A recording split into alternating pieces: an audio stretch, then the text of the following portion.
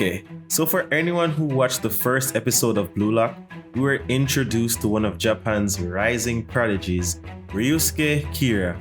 And guys, I have to say, so far he's been the biggest disappointment for me in this entire show.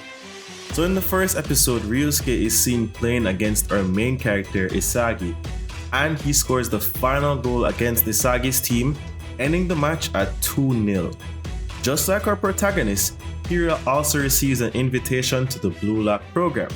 As we see Isagi walking inside of the Blue Lock building, he's greeted by Kira in a very warmly manner. And it's while this is happening, I'm thinking to myself, okay, we're probably going to get a rival situation or even a close friendship. I mean, what the heck, I was even considering maybe Kira was going to be a villain in disguise. But boy, was I in for a shocking surprise. In his interaction with Isagi, Kira came off as a really nice person, and it really seemed like the two developed some sort of long-term friendship.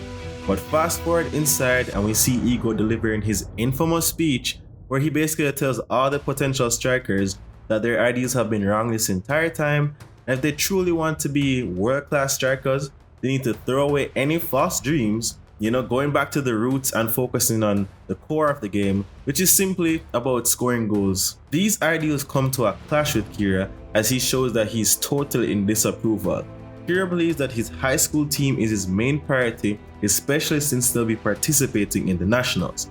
Now before I go any further guys, if you're enjoying this video, so far YouTube data is showing that 99% of you guys aren't subscribed. So don't be a horrible team player and make sure you hit that subscribe button and turn on post notification. So anywho, Kira basically is like, listen, I don't think this is how we're supposed to be doing it and I have nationals to play. He also says that he just doesn't think that, Igo's way of thinking is right. He's a firm believer in the game being a team sport and pretty much comes out like directly opposing Igo. Igo explains to them that he doesn't really care, and to be the best striker, you have to throw away everything, drown yourself in greed, and discard all silly beliefs. On the opposite end, Kira believes that team play is important and decides to continue along with the game simply to show Igo his belief. Once inside Blue Lock, the players are divided into several different rooms. Inside the room, there was a TV screen. After a few minutes, Igo appears on the TV explaining basically what's going to happen in the prison-like facility. He tells them about their first activity, which is pretty much a game of tag. The game will have a limit of 136 seconds, and the player with possession of the ball at the end is considered it. The last player in possession once the time runs out will be eliminated. The ball is passed from one player to the other. After several passes, Bachira ends up being it. With only 11 seconds left, Bachira chases Kira, which to me was kind of weird, but I guess he was, as he explained, he was basically going for the strongest person in the room. So Bachira kicks the ball towards Kira, but Kira dodges it. And because he dodged it, Kira was totally caught off guard when Isagi kicked the ball once more toward him. Which, to be fair, even I was shocked. It was a total sucker punch to her character, and it didn't seem very main character-like for Isagi to attack someone who wasn't even expecting it anyway. The ball hit Kira's face with only 1 second left to spare, and the game ending with Kira as the loser. Confused and extremely angered by the sudden betrayal of Isagi, Kira screams out in rage, and right here is where I also thought that this might be the beginning of our rival story.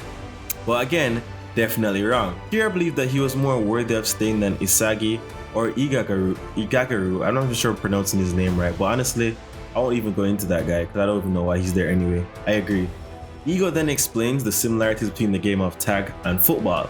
Although refusing at first, Kira leaves the facility, and Kira is the first player in Team Z and from the series who we actually see leave.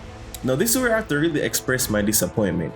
You see, here we have someone who directly goes against Igo's ideals.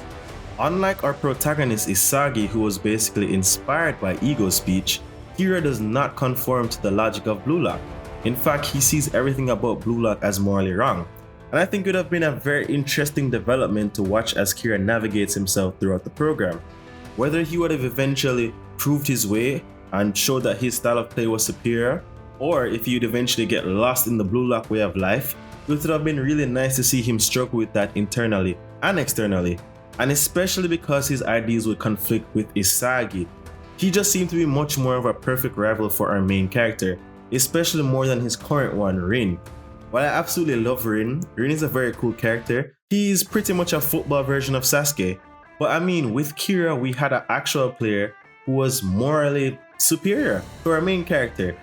And because no matter how you look on it, even though Isagi is the hero of our show, based on the ideals of devouring egos and trashing other characters, he isn't really too high up there on the moral spectrum.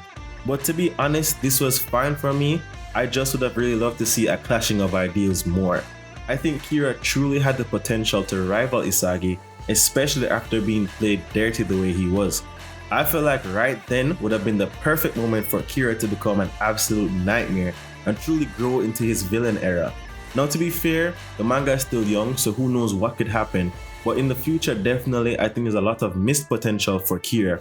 And maybe the whole point of this character was to show that certain ways of thoughts won't work in the Blue Lock program.